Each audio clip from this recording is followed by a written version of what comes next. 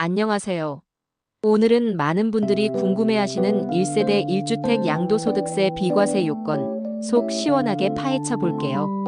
집 팔 때 세금 한 푼도 안 내면 얼마나 좋을까요? 누구나 꿈꾸는 이상적인 상황이지만 관련 요건들을 꼼꼼하게 알아두면 꿈이 현실로 바뀔 수 있습니다. 자, 그럼 비과세 혜택을 받기 위한 핵심 조건들을 하나씩 자세히 알아볼까요? 첫 번째, 1세대 요건. 여기서 1세대란 단순히 혼자 사는 싱글족만을 의미하는 것이 아니에요.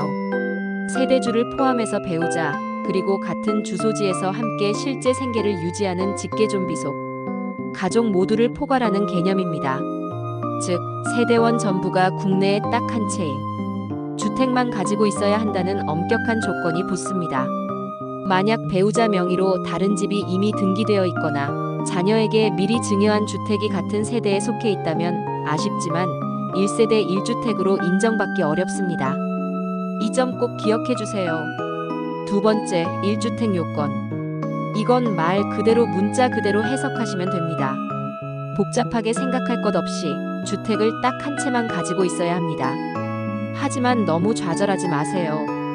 예상치 못한 상황에 대비하여 몇 가지 예외 조항을 마련해 두었거든요. 예를 들어 이사 등의 이유로 일시적으로 두 채가 된 경우, 갑작스럽게 상속받은 주택 또는 투기 목적이 없는 지방에 있는 저가주택은 예외적으로 인정될 수 있습니다. 특히 더 좋은 새 집을 장만하고 기존의 낡은 집을 일정 기간 내에 처분하면 일시적 2주택으로 간주되어 비과세 혜택을 유지할 수 있다는 사실. 이 얼마나 꿀팁인가요? 꼭 기억하고 활용하세요. 세 번째, 보유기간 요건. 집을 얼마나 오랫동안 소유하고 있었느냐도 매우 중요한 요소입니다. 원칙적으로는 2년 이상 꾸준히 보유해야 비과세 혜택을 받을 자격이 주어집니다. 여기서 보유라는 것은 매매 계약서에 명확하게 적힌 취득일부터 실제로 양도하는 날짜까지 2년이라는 시간 동안 변함없이 소유하고 있어야 한다는 의미입니다. 잊지 않으셨죠? 네 번째, 거주기간 요건. 만약 여러분이 소중하게 보유한 주택이 정부에서 지정한 조정 대상 지역에 위치하고 있다면 단순히 2년 보유만으로는 완벽하게 부족합니다. 반드시 추가적으로 2년 이상 실제로 거주해야 비과세 혜택을 최종적으로 받을 수 있습니다. 하지만 너무 실망하거나 낙담하지 마세요. 희망은 있습니다. 조정 대상 지역으로 지정되기 전에 이미 합법적으로 분양 계약이나 매매 계약을 체결하고 계약금까지 성실하게 지불했다면 거주 요건은 적용받지 않고 보유 기간만 2년 이상 충족해도 비과세 혜택을 받을 수 있다는 기쁜 소식. 정말 다행이죠? 다섯 번째, 고가주택 요건. 마지막으로 만약 여러분이 집을 시세보다 훨씬 비싸게 팔았다면 어떨까요?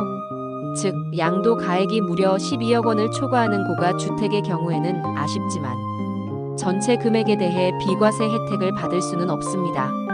12억 원까지는 비과세 혜택이 정상적으로 적용되지만 12억 원을 초과하는 금액에 대해서는 세금이 부과될 수 있다는 점 반드시 명심하시고 전문가와 상담하세요. 여기서 잠깐.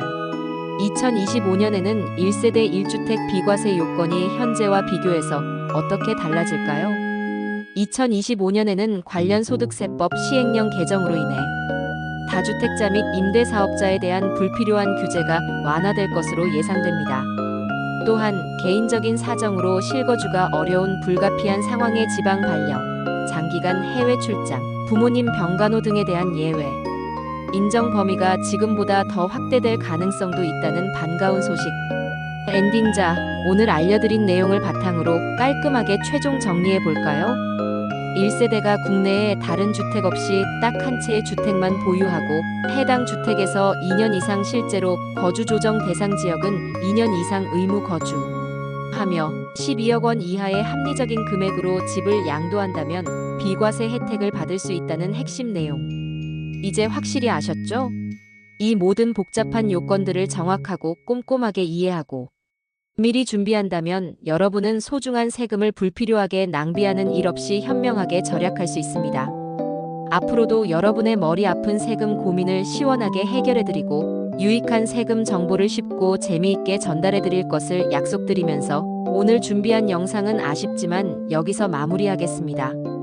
다음번에는 더욱 알찬 내용으로 다시 만나요. 지금까지 시청해주셔서 진심으로 감사합니다.